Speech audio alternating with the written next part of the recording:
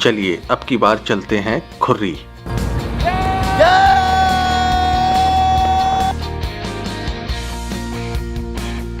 और यहाँ पहुँचने के लिए हम लोगों ने थोड़ा डिफरेंट रूट पकड़ा था। वैसे तो एज पर गूगल मैप्स हमें जयपुर से सीधा नागौर जाना चाहिए था, पर हम जयपुर से अजमेर और फिर अजमेर से मेरता और मेरता से नागौर पहुंचे। ऐसा इस सोच में किया गया था कि शायद कुछ नई डिस्कवरी हो जाए, हालांकि ऐसा कुछ नहीं हुआ। रिसेंटली ही तो मानसून गया था, तो अभी राजस्थान काफी हरा भरा दिखा हमें। इसकी एक्सपेक्टेशन मुझे बिल्कुल भी नहीं थी। मेरा सहे दिल से आभार राजस्थान गवर्नमेंट और यहाँ के लोगों को, जो मिलकर इस रेगिस्तान को जन्नत बनाना चाहते हैं। हम सब लोगों को सीखना चाहिए कुछ इस स्टेट से। हालांकि अब अगर आपको रेगिस्तान का मजा लेना हो तो जैसलमेर आना ही पड़ेगा। अभी हम लोगों ने नागौर क्रॉस किया है और टाइम हो रहा है 12:50। फलौदी के रास्ते में है। रास्ता काफ़ी अच्छा लग रहा है और अब टाइम है लंच करने का। लंच के लिए हमारे पास है भिंडी, आलू और ये नींबू का अचार और ये नींबू का अचार जो कि 30 साल पुराना नहीं है। और बहुत सारी पूड़ियाँ और रोटी भी है। रोटी भी है। इसको हम करेंगे अनबॉक्सिंग। ओके। वंडरफुल दाल का paratha. And everything is from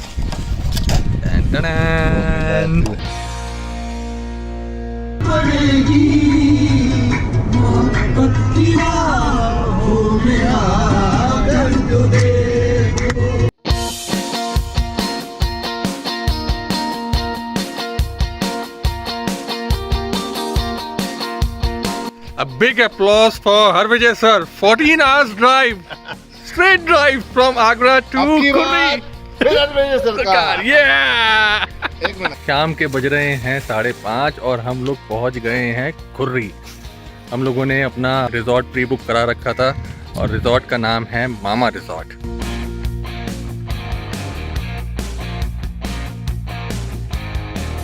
खुर्री में कोई भी पेट्रोल पंप नहीं है, तो ध्यान रखें, अपनी पेट्रोल टैंक फुल करा के आएँ, अदरवाइज यहाँ पे कुछ ऐसे डलता है पेट्रोल। पेट्रोल के रेट हैं 100 रुपये और डीजल है 90 रुपीज़।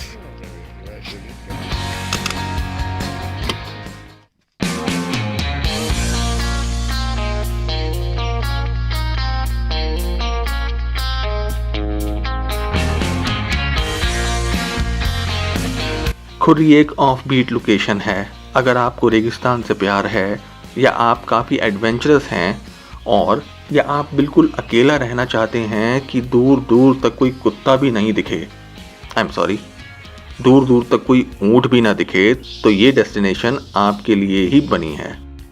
ये जगह सम सैंड ड्यून जैसी तो बिल्कुल भी नहीं है। सम सैंड ड्यून्स काफ़ी कमर्शलाइज हो चुका है।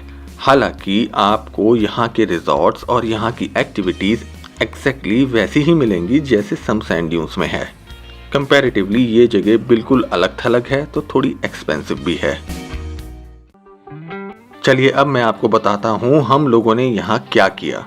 सवेरे सवेरे सबसे पहले हम लोगों ने एक सफारी बुक करी जो हमें ले चली एक ऑफ रोड एक्सपीरियंस देने के लिए।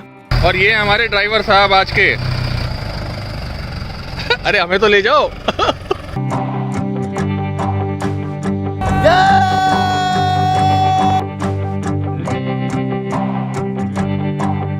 लगभग 30 मिनट की तबाड़ तोड़ वाली राइड के बाद, जिसे आप ड्यून बैशिंग भी कह सकते हैं, हम लोग पहुंचे एक बहुत इंटीरियर वाले गांव में जिसका नाम था धड़ेली।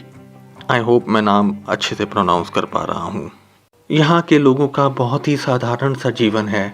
ज़्यादातर ये लोग या तो चरवाहा हैं या कुछ की खेती बाड़ी है, क्योंकि यहाँ पर पानी की बहुत कमी है।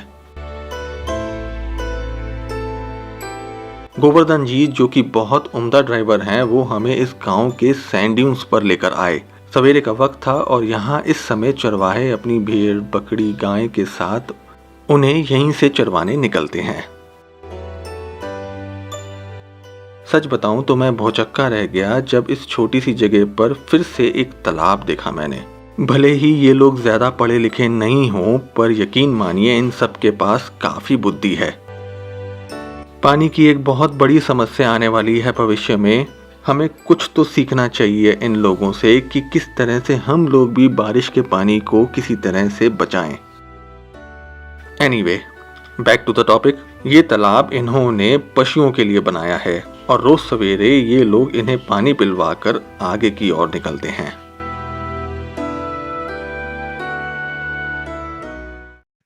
Well, time to do some modelling. हरवेजे सर हैं डायरेक्टर, मैं हूँ मॉडल।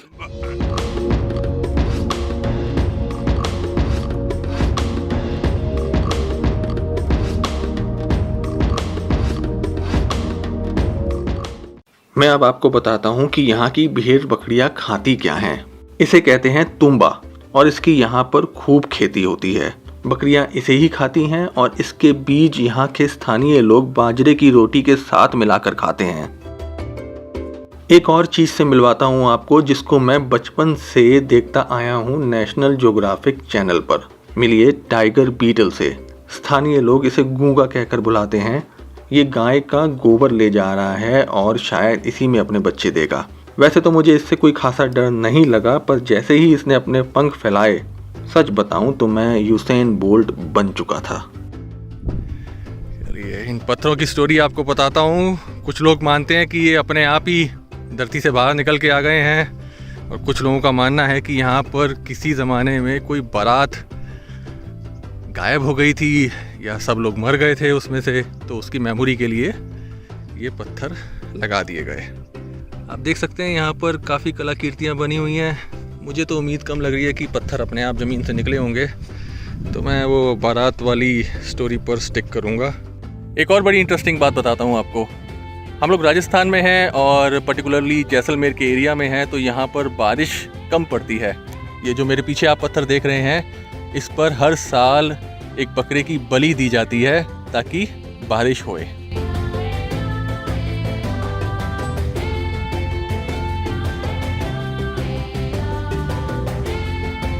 चलिए अब चलते हैं किसी दूसरी लोकेशन पर। धड़ेली गांव में जब हमारी जीप खराब हुई तो हमें भी मौका मिला यहाँ के लोगों से और यहाँ के बच्चों से मिलने, और इनके साथ बिताए हुए कुछ पल हम सब लोगों को हमेशा याद रहेंगे। गड्डी चलती है छलांगा मार दे, मैनू याद आई मेरे यार दी।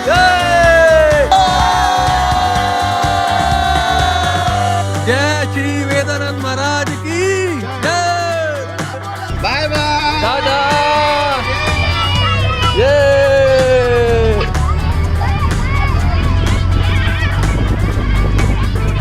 प्यार बांटते चलो, प्यार बांटते चलो, प्यार बांटते चलो। अगला पड़ाव इससे पहले पहुंचे तब तक सूरज देव सर पर नाच रहे थे, और राजस्थान की गर्मी तो पूरे भारत में मशहूर है। तो हमारे गोवर्धन जी हम सब लोगों के लिए ले आए एक फल जो कि लगता है तरबूज की तरह, पर है नहीं। इसका नाम है मतिरा और इसे बारिशों में ही उगाया जाता है यहाँ। अगर आप यहाँ आए तो इसे टेस्ट जरूर करिएगा।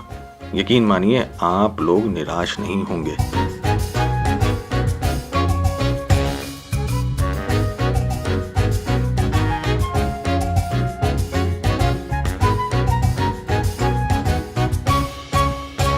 अब आपको मिलवाता हूँ एक शख्स से जो कि एक ऐसा संगीत का उपकरण बजाते हैं जिनकी गिनती अब उंगलियों पर की जा सकती है। तो हम लोगों ने खा पी लिया है और हम लोग हैं अभी एक गांव में जिसका नाम है दौ, और हमारे साथ बैठे हुए हैं हरदास राम जी, जो कि अभी हमारे लिए अलगूजा बजाएंगे। ये एक ऐसा इंस्ट्रूमेंट है जो कि सिर्फ जैसलमेर और बाड़मेर में ही बजाया जाता है। अल मीन्स अल्लाह और गूजा मीन्स गूंजा। अलगूजा, क्या बात है। इसमें एक मेल है, एक फीमेल है। ओह जी। ओके, मेल कौन सा है, फीमेल कौन सा है? ये वाला मेल है, ये वाला फीमेल है। ओके, इसमें 7 सुर गाया बजाया जाता है। अच्छा।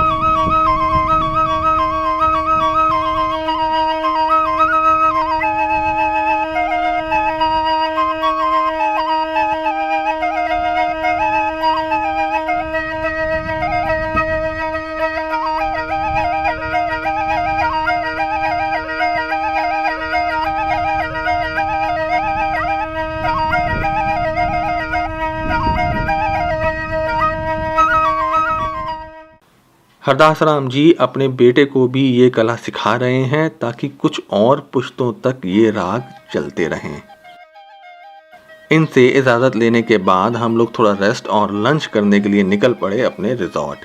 बीच में हम लोगों ने कुछ ऐसे सैंड ड्यून्स भी देखे जो शायद आज तक किसी भी टूरिस्ट ने नहीं देखे होंगे। ये पड़ते हैं दऊ गांव में। हम लोग वहां से आ रहे हैं। टाइम है हमारे लंच करने का। शाम को हम लोग दोबारा निकले और अब थी बारी हमारे पास के सैंड ड्यून्स देखने की, मतलब टूरिस्ट वाले सैंड ड्यून्स देखने की। मुझे यकीन ही नहीं हुआ कुछ पलों के लिए, पर बाद में याद आया कोरोना पैंडेमिक की वजह से यहाँ भी बिल्कुल भीड़ नहीं थी और ये सैंड ड्यून्स भी बिल्कुल अनछुए थे। खुर्री के ये मेन सैंड ड्यून्स हैं जो मैं अभी आपको दिखाने वाला हूँ। हाल फिलहाल यहाँ पर कोई भी टूरिस्ट नहीं आया है, may be just because of this corona pandemic. बता रहे हैं इस टाइम पर यहाँ पर पैर रखने की जगह नहीं होती, इतने कैमल्स होते हैं और इतनी ज़्यादा की तादाद में जीप राइड होती है। चलिए देखते हैं ये सैंड ड्यून्स।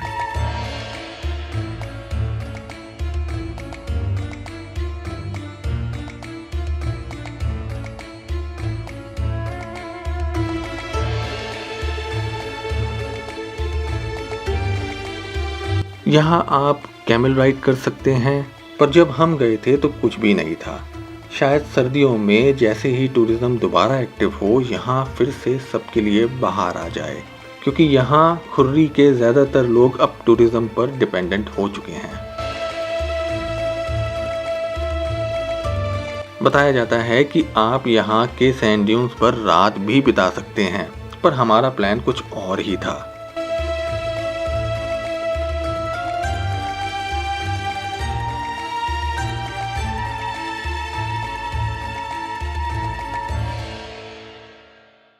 हम लोग फिर निकल पड़े कुछ डीप इंटीरियर्स में और रात को हम लोगों ने देखी हमारी आकाश गंगा। बेहद खूबसूरत नज़ारा था वो।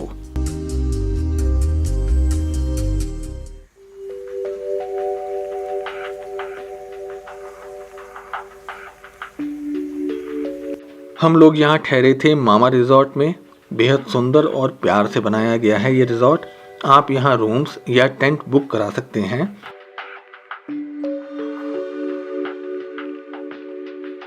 यहाँ के खाने की जितनी तारीफ करी जाए उतनी कम है।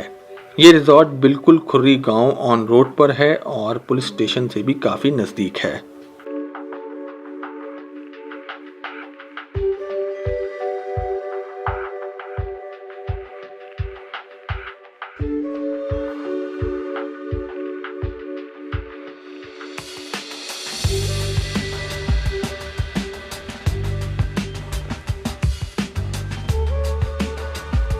यहाँ सही आने का समय है नवंबर से मार्च के बीच में।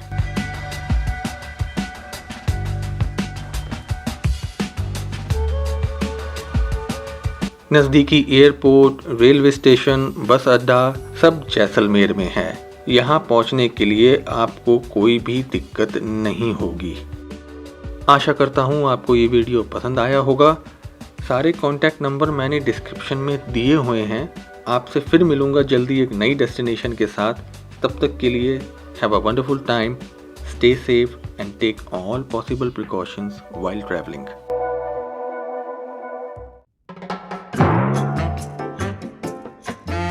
गुड मॉर्निंग सर जी।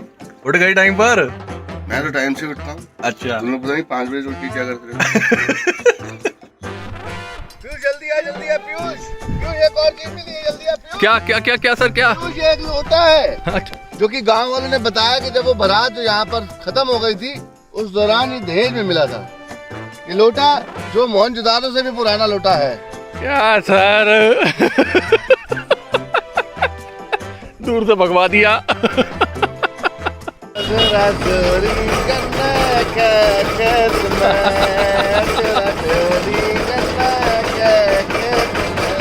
जरा देर जीप रुकी नहीं, और वेद सर कहीं भी सो जाएं। मैंने आप लोगों को बताया था ना, वेद सर कहीं भी सो जाते हैं। ये अब एक ट्रैक्टर के ऊपर सो रहे हैं और गांव का नाम है धानेली। वेद सर चलो, गाड़ी ठीक हो गई है। आसमान घर छत है मेरी, और तू बैठ पजेरों में, तेरा हैप्पी बर्थडे मनाएंगे। तू बैठ पजेरों में और तेरा हैप्पी बर्थडे मनाएंगे। Happy birthday. केक केक कराता है, केक फोटो अबे हमें काट यार, काट काट चल। बार बार दिन ये आए, बार बार दिन ये जाए, तुम जियो हजारों साल, ये मेरी है आरज़ू। Happy birthday to you, happy birthday to you, happy birthday dear uncle, happy birthday to you.